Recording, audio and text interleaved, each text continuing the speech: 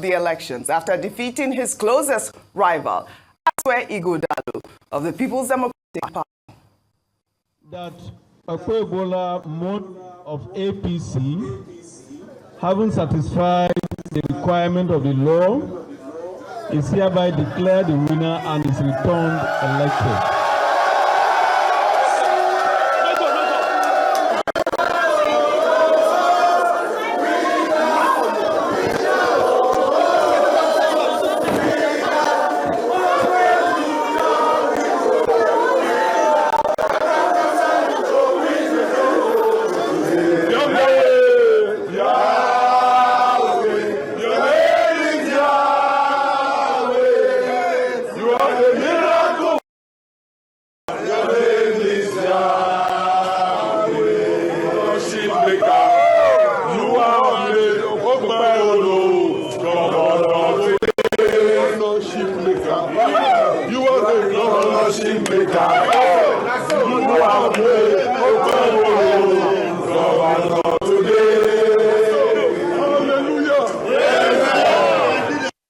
Oshomale, you have made Okpebolo governor today. I have never seen anything like this before. So now Oshomale is the governor. I mean, that was what they were singing. I've never seen him so happy. Really happy. He was jumping and, so excited. But I mean, that's what they were singing. He made him governor. Congratulations, though, to Monday Okpebolo. President Bola Ahmed Tinubu has congratulated Monday Okpebolo in a statement posted on X by Bayon Onuga, special advisor to the president on media and strategy.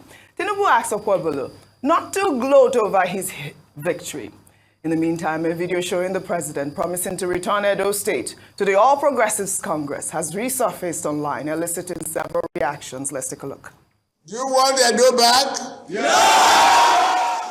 As the president of the Federal Republic of Nigeria, I will give Edo back to you. Edo will turn to a beautiful, if not more beautiful than Lagos, will be equal to Lagos. Be assured of that. All right. I mean, this video has gone viral because, social media users have said that, the president used his might, as he promised, his federal might, as he promised in that video. But Ayo, this video was when Tinubu was talking to APC delegates back in 2022, way before he became president of Nigeria. But I don't know, I mean, what difference does it make? He was prophetic. He knew that he was going to work hard. First of all, I'm sure that he was very concerned about Edo State coming to the APC for the presidential elections, which they didn't, by the way. Labour won during the presidential elections, but then now we are able to play it for the gubernatorial elections.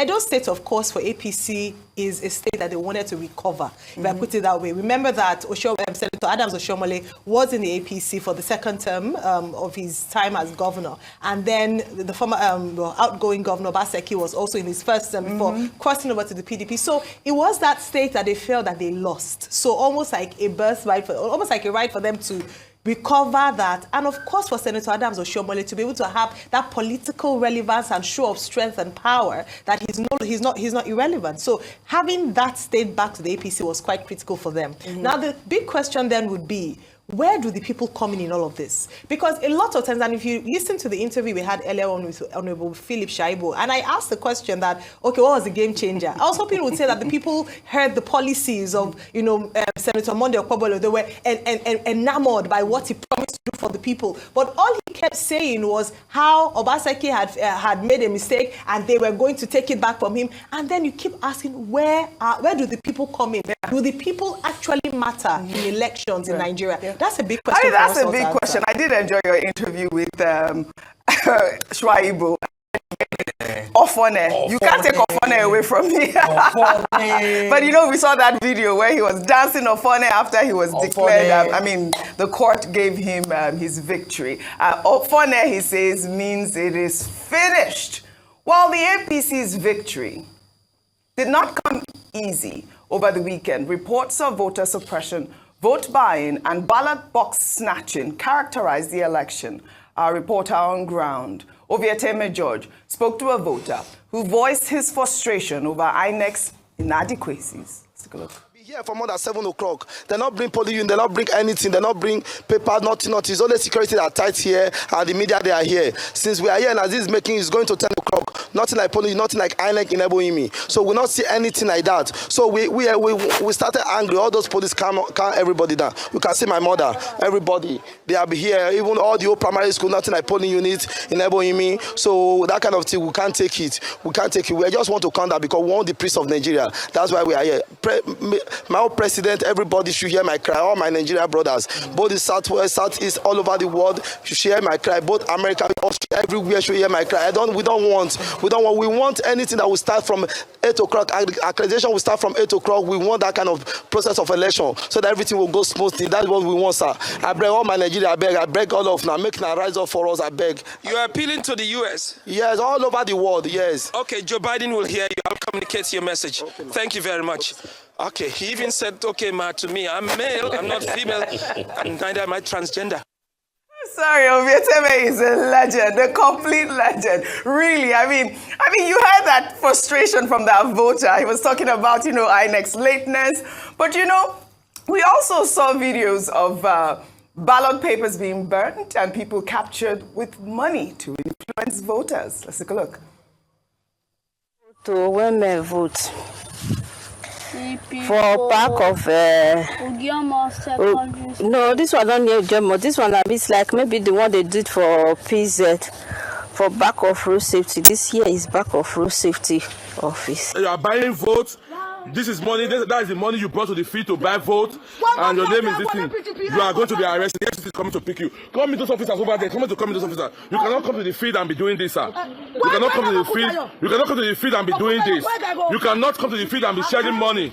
You cannot come to the field and be sharing money. We are voting.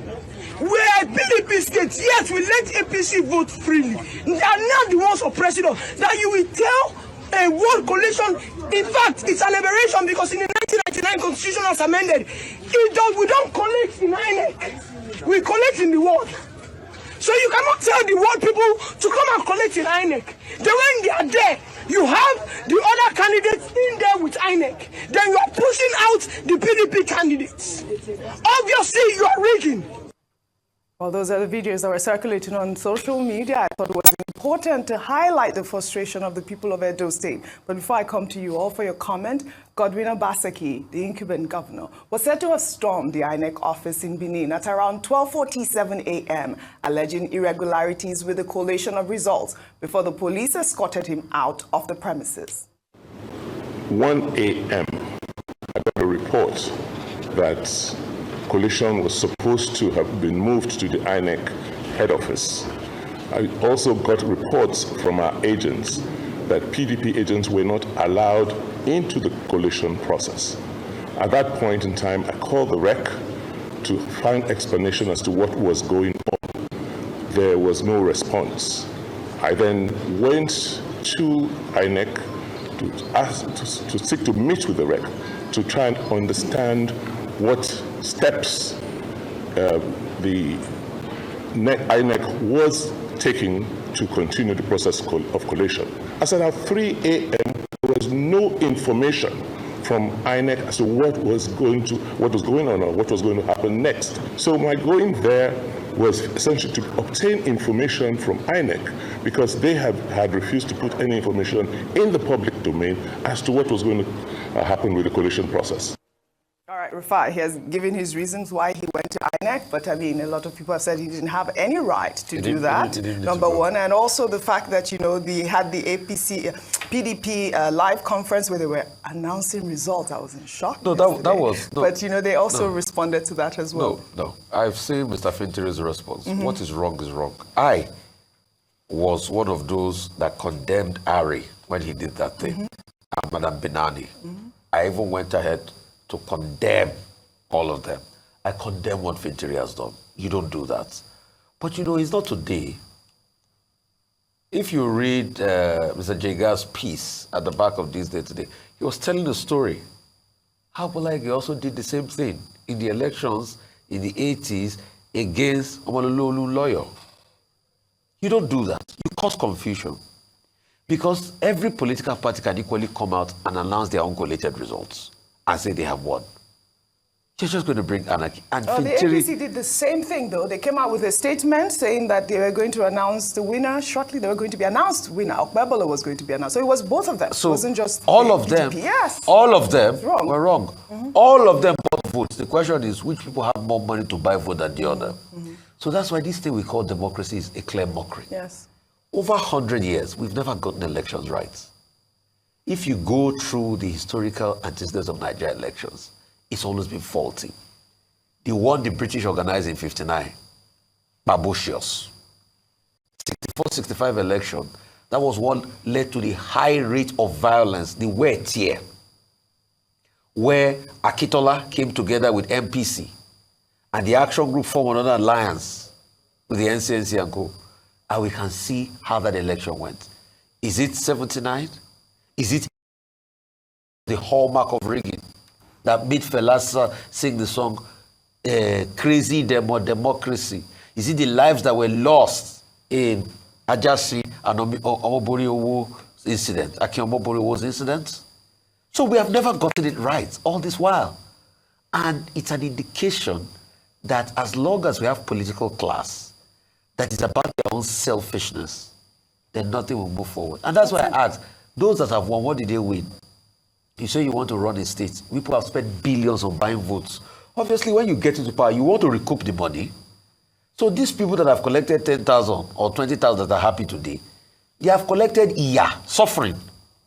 Because the truth is, over the next 4 years, these people, there's no how. The money that is allocated, the people want to recoup their money back. And that's what has always happened in every election in this country. That's why you have a lot of cases of mismanagement. Yeah. So we will see how those that have won will now run the states. We are media. We are the vanguards of society. We will be waiting how all these election promises they made that they couldn't articulate, that they couldn't say in debate, we'll see how they will run it. I mean, that's the main point, really. That's how society is being built. But, you know, Dr. Bati, we saw videos of those ballot papers being burned. We saw, you know, this woman here screaming about the fact that the INEC were, you know, complicit with the irregularities that were going on. But, you know, the governor also called for calm. We do have that video. Before we take that video, I'd like to also share that right before the whole collation process, we saw some governors of the All Progressives Congress, including Dakwa Abiodun of Ogun State and Babajide Sanwo-Olu of Lagos State. They all gathered at the Situation Room in Benin to worship and await the election results. Let's take a look. We are grateful, oh Lord. We are grateful, oh Lord, for all you have done for us. Hallelujah. We are grateful, oh Lord. All right. Appears their prayers worked. Like I said, on Sunday night, in a broadcast to residents, Godwin Obaseki called for calm, saying those who feel aggrieved should follow due process by challenging the outcome in court. Regrettably, the outcome of the September 21st governorship election appears to have daunted the spirit of many Edo people who feel powerless in the face of the brute force of the institutions that are supposed to protect them. It is therefore understandable that many people feel sad and aggrieved. But in the midst of this despair, I'm urging all my fellow Edo citizens to maintain calm and not resort to violence and the destruction of property in spite of this provocation. Peace and justice will always win at the end. And this is my prescription to all the good people of Edo State who feel vexed and violated at this time. All right. Governor Obaseki there. Dr. Bati, over to you. Beyond the general description of what transpired in Edo State, can we try to arrive at a number of conclusions? Number one, we have seen again the need for electoral reforms. We cannot, end up reforming the electoral process in Nigeria. It's as if we have made no progress. The same issues we've been dealing with since the 1999, since the aftermath of the 1999 general election is what we're still dealing with in 2024. This is supposed to be an all-cycle election, but, you know, the same problems. Vote buying, ballot snatching, vote trading, and all of that. The number two issue is that the political class, the professional political class, that is in Nigeria, has not learned any lessons. Every time we will come here and say, oh, the politicians should conduct themselves after the fashion of gentlemen. Well, if you are looking for gentlemen, maybe you look elsewhere, not in Nigeria's professional political class. Number three is the need to strengthen our institutions. Now, why do I say that? Everybody has been praising the police. In an all-cycle election, that you had 35,000 policemen. You had 8,000 other security agencies. The soldiers were also there. Okay, they said it was peaceful and all that, but I think the challenge to these security agencies that violence could come after, and there is heightened tension in Edo State. They still have the responsibility to monitor and ensure that that peace that they are being praised for on election day continues. Now, the role of godfathers. Some people, to some analysts, this is actually a fight between godfathers or among godfathers. Ushomole on one side, the so-called enemies of Obaseki on that side also, including Philip Shaibu, and then you had, you know, Obaseki on the other side. It should be possible for the people themselves to make an informed choice. That's what democracy is all about. Not about godfathers, you know, cancelling themselves out. However, the presence of so many governors, so many senators in Edo State will indicate that this was a high-stakes thing in, you know, Edo State, particularly for the APC, which is a major irony coming out of this Edo State election. Some electoral analysts were saying that economic hardship would be a major factor in this election. Where was economic hardship a major factor? Was it because of economic hardship that the electorate collected money from people, collected money for one day, and mortgaged the next 4 years? Because in a reasonable society, we'll assume that the same people who are complaining about bad governance, who are complaining about hunger, who are saying that they're angry, they will make a statement to the ruling political party. But they even rewarded the ruling political party with victory, in quotes, I may say. But Governor Obaseki is right by calling for peace, for calm, and saying whoever is aggrieved should follow due process. The margin is about 44,000, the margin of victory. Well, we have seen elections in this country won with just a margin of 10,000. Right. We have seen elections won with even less. Yeah. Now, in politics, the received wisdom is that you better win first. Don't be the complainant. So the APC now, they've won. Yeah. You know, and the man with the better strategy, whether it's corruption or whatever, once he wins, he's on a stronger footing than the man who is going to the tribunal to complain. Well, that's the story of Nigeria, Ayo, isn't it? But you know that, you know, Godwin Obaseki and the Order of Benin had this whole rancor that they even went to court. I mean, that was a big deal. Well, you know, the Order of Benin was seen in a now viral video celebrating shortly after Okpebolo was declared winner of the election. Let's take a look.